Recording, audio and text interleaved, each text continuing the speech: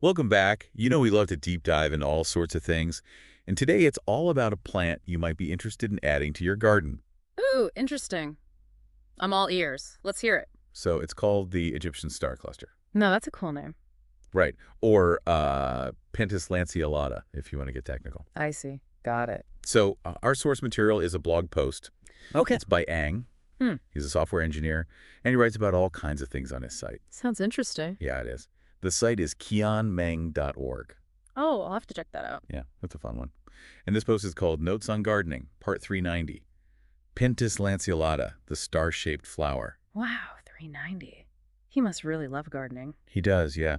And the post was actually published today, December 17th, 2024. Oh, wow. Talk about a timely deep dive. I know, right? So, what caught his eye about this Pentas lanceolata? Well, he spotted it at the grocery store. At the grocery store. Now, that's not where I'd expect to find a plant like that. Right. It makes you wonder what kind of grocery store he goes to. That's what I was thinking. It must have a pretty amazing plant section. I'd love to see that. Me too. Ang was really intrigued by the plant's leaf shape Interesting. and the fact that it's a perennial shrub that can be propagated through cuttings. Ah, So that means you could basically take a cutting from the plant and grow a whole new one. exactly. It's a great way to multiply your plants, and it's usually pretty easy to do with Pentas lanceolata. Yeah, it sounds like a gardener's dream. You'd think so, right? But here's the thing, he didn't actually buy the plant. Wait, what? Why not? That's the million-dollar question, isn't it? For a gardener, the prospect of a perennial that's easy to propagate is usually pretty tempting. Yeah, low maintenance and you get more plants. Exactly. So there must have been a reason why he hesitated. That's what's so intriguing about this. He does mention an inexplicable reason. I wonder if it has something to do with the plant's specific needs. Maybe he was worried it wouldn't do well in his garden. It could be. Pentas lanceolata can be a bit particular about their environment. They need well-drained soil and lots of sun, but they don't like to be too wet, so maybe he was thinking about his garden's layout and soil type before committing. Makes sense. And there are different varieties of Pentas lanceolata, right? Yes, that's right. Some are better suited to certain climates than others. Oh, yeah. Some can handle more heat, some prefer cooler temperatures. I see. So he might have been checking to see if that specific variety he found was a good fit for his area. Good point. Plus, let's not forget about pests. Pentas lanceolata attracts pollinators, which is great. Yeah, butterflies and hummingbirds. Exactly. But they can also attract some unwanted visitors like spider mites and aphids. Oh, I see. So a seasoned gardener like Ang would definitely be thinking about those things too. It sounds like there's a lot more to consider than just liking the look of a plant. Absolutely. It seems like Ang is really intentional about his gardening.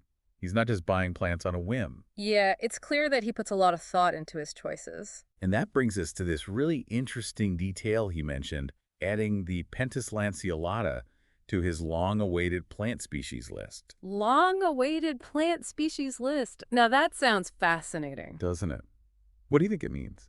Well, it definitely suggests a certain level of curation, doesn't it? Like he's not just buying any plant that catches his eye. He has a plan. Yeah, a vision for his garden. Exactly. And he's Okay. carefully selecting plants that fit into that vision. It's like building a collection.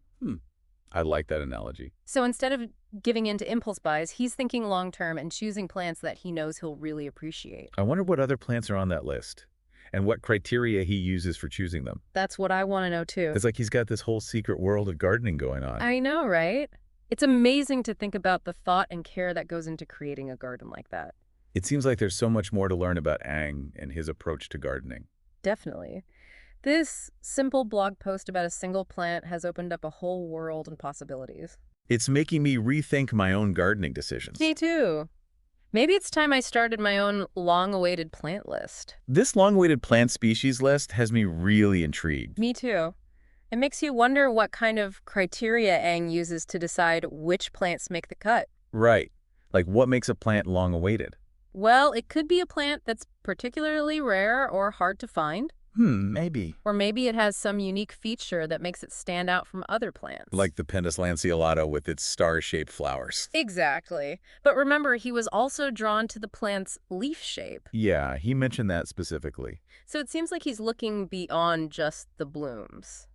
Interesting. He's appreciating the whole package, the leaves, the structure, the overall form of the plant. I see what you mean. It's like he's looking for plants that will add visual interest to his garden on multiple levels. Makes sense. Pentas lanceolata definitely has that going for it. Right. It's not just a pretty face. And they're known for their long blooming period, aren't they?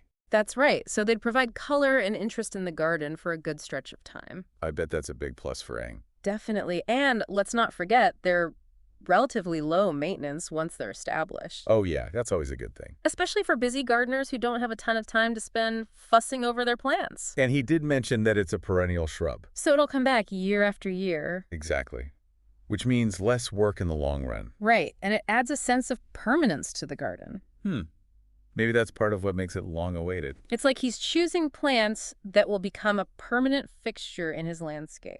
And provide enjoyment for years to come. I think you're onto something there. It's like he's curating his own little ecosystem. Exactly. And remember, Pentas lanceolata attract pollinators? Yeah, butterflies and hummingbirds. So he's not just thinking about his own enjoyment, but also about supporting the local ecosystem. It's like his garden is a haven for wildlife. Right. And he seems to be very conscious of his impact on the environment.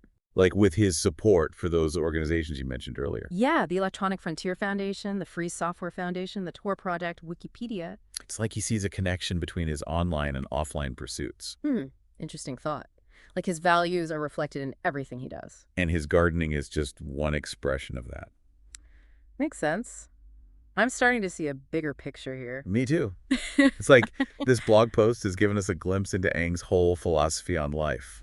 It's amazing how much we can learn from just a few simple observations about a plant. I know, right? This deep dive has really opened my eyes to a whole new way of thinking about gardening. Me too. It's inspiring me to be more intentional about my own plant choices. It's amazing how much we can learn from just one person's experience with a plant. I know, right? And it makes you think about your own approach to gardening. Definitely. So let's say you're at the grocery store and you see this Pentas lanceolata. What would I do? Yeah, what goes through your mind? Well, first of all, I'd probably be surprised to see it there. Me too. It's not exactly a common grocery store find. Right.